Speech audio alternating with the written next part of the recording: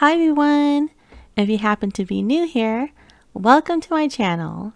And if you are a subscriber, thank you for joining me today. Guys, my husband came home walking into the door one day holding a stack of rice noodles in one arm and a bag of bok choy in the other. I believe a Buddhist temple had given my brother-in-law like a bunch of food, and so he had graciously passed some of the food on to us, and we were certainly glad to accept it. So with these two items, I had decided to make a Vietnamese dish called hủ tieu xào, or sometimes called pho xào, which is basically a rice noodle stir fry. Okie dokie, let me show you how I personally make this dish. First off, we'll need some medium-sized shiitake mushrooms. They would need to be rehydrated, so place the mushrooms in a bowl and fill it up with some hot water. Then allow the mushrooms to float around in there for about 20 minutes. It's like the mushrooms are soaking in a hot tub. Okay, let's strain the water and then give the mushrooms a quick rinse. Then using your hands, gently squeeze out some of the excess water. Next, remove the stems of the mushrooms and cut the mushrooms into thirds. Set the mushrooms aside and we're going to work on the beef. I'm using the same type of beef that is used in pho noodle soup, which is eye of round. If you go to the Vietnamese market, it is usually pre-sliced for you. So once you take it home, all you have to do is cut it in half once more. Next, we're going to marinate the beef. So place the beef in a bowl and then add in some fish sauce, garlic salt, black pepper, sugar, and cornstarch. Then gently mix everything with your hands. Lastly, add in some minced garlic. Then momentarily set the beef aside while we work on the vegetables. The first veggie that we're going to need is a carrot. Thinly slice the carrot at a diagonal, and you don't want to slice the carrot too thick as it will take too long to cook. Next, we'll need some onions, and you just need to cut them into wedges. We will also need some tomatoes, and they would need to be cut into wedges as well. The bok choy that was given to us were kind of on the smaller size, so after cutting off the stems, I just cut the bok choy in half. But if you have bok choy that is larger in size, then you may want to cut the stalk horizontally into 1-inch strips, and the leafy green part can be a bit longer, about 2 inches or so. Alright, now that we got all the veggies prepped, we can just set them aside. Let's start working on the noodles. I just want to quickly mention that at the Asian markets, they sell both fresh and dry rice noodles. But for this dish, I would recommend using fresh rice noodles such as these. I find that the texture of the dry noodles is just not the same, and they also tend to break apart more easily. So be sure to purchase fresh rice noodles if possible. I had refrigerated my noodles because I was afraid that they might spoil since I wasn't going to use them right away. So now I had to slightly warm them up in the microwave in order for me to easily separate them. Usually they are not refrigerated at the store, so the noodles are normally soft and ready to be peeled apart. If your noodles are already soft, then you can just skip this next step. Since I had refrigerated the noodles, they have hardened, so now I have to place them in the microwave and cook them for 2 minutes. Next, I'm going to take the noodles out of the microwave and place another plate over the noodles. We're going to flip the noodles over, remove the upper plate, and then place the noodles back in the microwave for 1 more minute. At this point, the noodles should still be a bit stiff.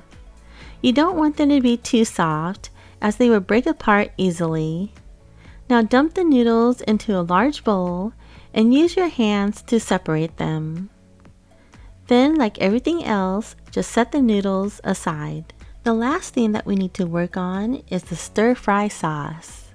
In a bowl, add some fish sauce, Maggi sauce, oyster sauce, water, and sesame oil. Give that a stir and set it aside. Now we can finally get cooking. Heat a wok until it is smoking hot. Then add in some oil and toss in some minced garlic.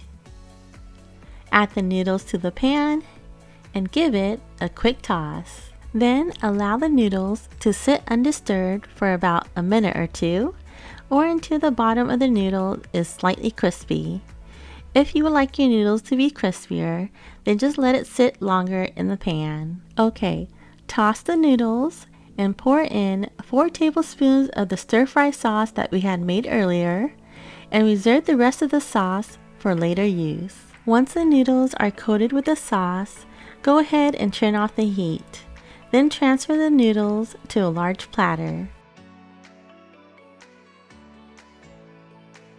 Give the wok a quick wipe with a paper towel, and then once again heat up the wok until it is smoking hot. Add a little bit of oil and then dump in the beef. Separate the beef into one layer and leave the beef undisturbed for about a minute or so to allow the beef to brown. Then give it a quick toss and immediately remove the beef from the pan once the beef is about 70% done. You don't want to cook the beef completely because it will continue to cook once you take it off the heat. If you overcook your beef, it will become dry and tough. Just transfer the partially cooked beef to a plate and set it aside. There's no need to clean out the wok this time.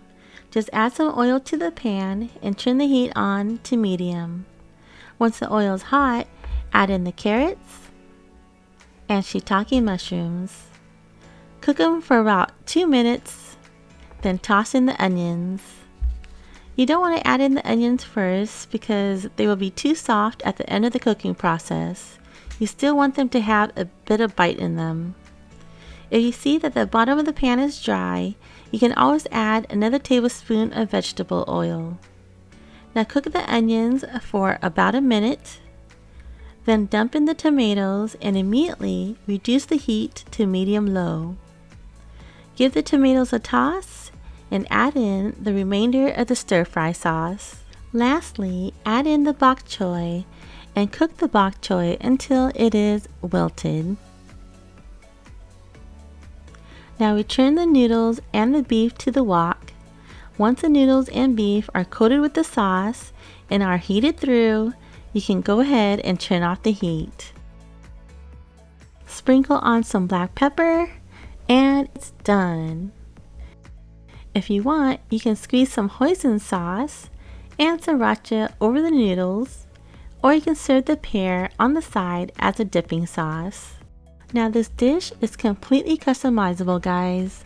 If you don't like some of the veggies used in this recipe, feel free to replace them with whichever veggies you want. I personally chose this combination of veggies because it all makes this dish so colorful, and they are also some of my favorite vegetables. Well, that's it, folks. Thank you so much for watching my video. The recipe is available at www.eatwithemily.com. Please like, comment, and subscribe to my channel if you haven't done so. And until next time, I'll see you later, alligator. Bye!